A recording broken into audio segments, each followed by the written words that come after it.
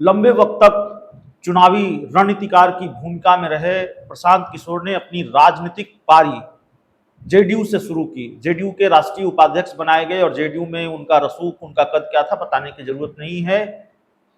RCP Singh के समानांतर वो भी जेडीयू में नंबर 2 की हैसियत में थे।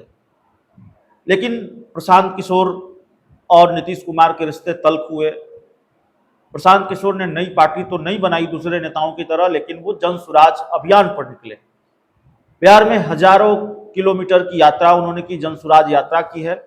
और अब हर बदलते वक्त के साथ यह सवाल बड़ा होता जा रहा है कि प्रशांत किशोर की भूमिका 2024 के लोकसभा चुनाव में क्या होगी।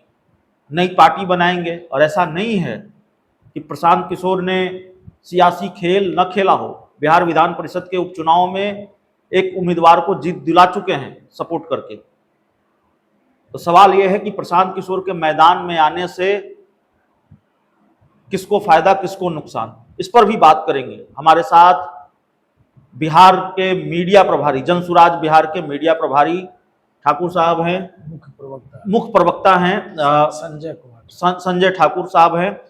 ठाकुर साहब, क्या होने जा रहा है? आप लोगों की क्या तैयारी है? पार्टी का ऐलान होगा या फिर ऐसे ही बाहर से खेलेंगे? कैसे कैसे क्या करेंगे? देखिए, जन स्वराज अभी कोई राजनीतिक पार्टी नहीं है जी।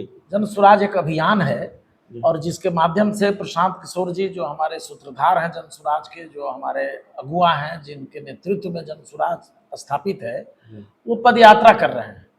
उनकी समझ साफ है कि जब तक वो अपनी नज़रों से गांव-गांव घूमकर गांव की समस्या, किसानों की समस्या, मजदूरों की समस्या का आकलन नहीं करेंगे, समझेंगे नहीं, तब तक उनको संतोष नहीं होगा। इसलिए ये पदयात्रा अभी जारी रहेगा, और ये अभी तक 10 जिलों में उन्होंने पदयात्रा कर रखी है। नहीं, हमारी दिलचस्पी ये जानने में है, 2024 के लोकसभा चुनाव से पहले राजनीतिक दल बनाने को लेकर कोई फैसला लेंगे या 2024 के बाद लेंगे? अभी इतनी हड़बड़ी में नहीं है? कोई हड़बड़ी नहीं है, कोई जल्दीबाजी नहीं है। राजनीतिक दल हमारे नेता तब बनाएंगे, हम जन स्वराज का राजनीतिकरण तब होगा जब पूरे बिहार को प्रशांत किशोर जी पदयात्रा से घूम लेंगे। पूरी पदयात्रा, जब बिहार भर की पदयात्रा पूरी हो जाएगी, तब संस्थापक सदस्य जो हमारे बन रहे हैं, उन संस्थापक सदस्यों का एक विराट सम्मेलन होगा, और उसमें अगर आम सहमति हुई तो राजनीतिक पार्टी का गठन किया जाएगा। नहीं, फिर सवाल तो यह भी बनता है कि अगर हड़बड़ी में नहीं है, 2024 के लोकसभा चुनाव से पहले कोई राजनीतिक दल नहीं बनाने जा रहे हैं, तो फिर 2024 में करेंगे क्या? खुद को पूरी तरह से चुनाव से दूर रखेंगे? कोई उम्मीदवार नहीं होगा, किसी को समर्थन नहीं करेंगे, किसी को सपोर्ट नहीं करेंगे? देखिए, जन स्वराज लोकतांत्रिक व्यवस्था को पुनर्स्थापित करने का भी एक अभियान है। तो हमने जितने जिलों में हमारे नेता, हम आदरणीय प्रशांत किशोर जी ने पदयात्रा करी है, उन जिलों की इकाइयों को जवाबदेही दे दी गई है। अगर वो जिला इकाइयां फैसला लेती है कि हमें चुनाव लड़ना है, कैंडिडेट तय करना है, तो फिर वो कैंडिडेट तय करेंगे, वो प्रस्ताव पारित करेंगे, वो बताएंगे, तब प्रशांत किशोर जी के स्तर पर निर्णय लिया जा सकेगा।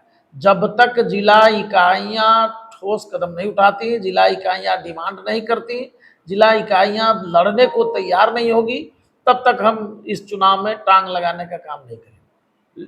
सवाल यह भी है कि कई राजनीतिक लोग, जैसे सच्चिदानंद राय आपके साथ जुड़े हैं, कई लोग और आ रहे हैं, और खबरें ये आती हैं कि कई दलों के लोग भी संपर्क में हैं। तो क्या जन स्वराज के टिकट पर वो चुनाव लड़ेंगे, जैसा कि आप कह रहे हैं, वैसे आप कह रहे हैं कि हड़बड़ी में नहीं है, पार्टी का ऐलान नहीं होगा, या फिर दूसरे दलों से आए लोगों को आप चुनाव लड़ाएंगे? यह भी सवाल है। नहीं, देखा जाए बहुत स्पष्ट है प्रशांत किशोर जी की समझ और उनका राजनीतिक स्टैंड।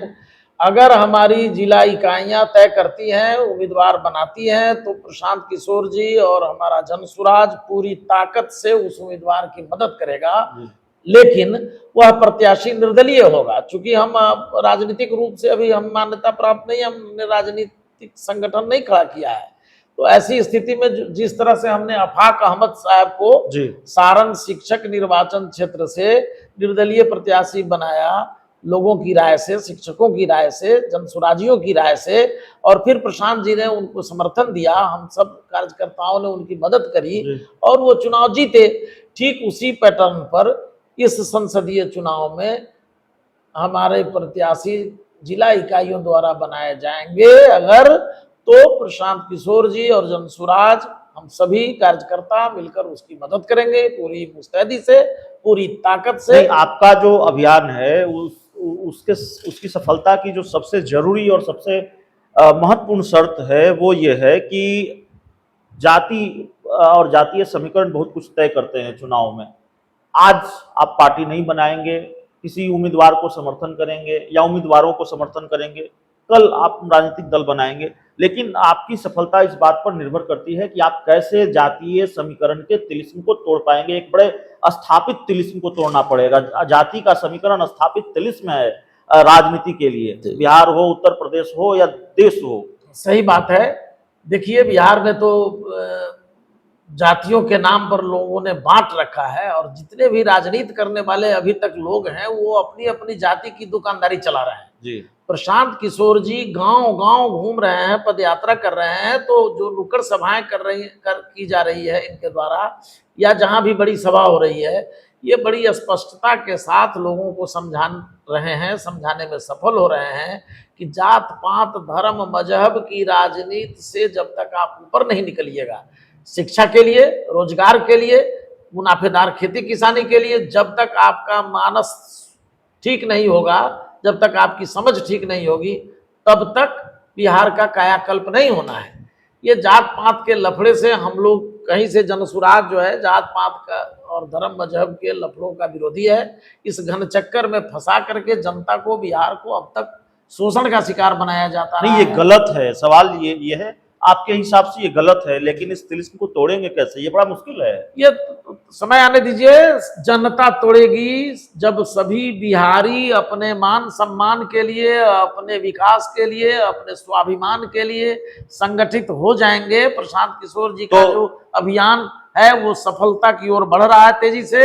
अगर इसमें हमें सफलता मिलेगी तो इन तमाम जातीय और धार्मिक समीकरणों को हम लोग ध्वस्त करेंगे और बिहारी हमारा नारा है, हम सब बिहारी पहले एक होंगे और अपने स्वाभिमान की लड़ाई लड़ेंगे। तो चलिए, हमारे साथ जनसुराज के प्रदेश के मुख्य प्रवक्ता संजय ठाकुर जी थे और बातचीत जनसुराज को लेकर, प्रशांत किशोर की जनसुराज की क्या भूमिका होने वाली है 2024 के लोकसभा चुनाव में, उस पर विशेष तौर पर बातचीत। इस पूरी चर्चा में इतना ही। बहुत बहुत धन्यवाद।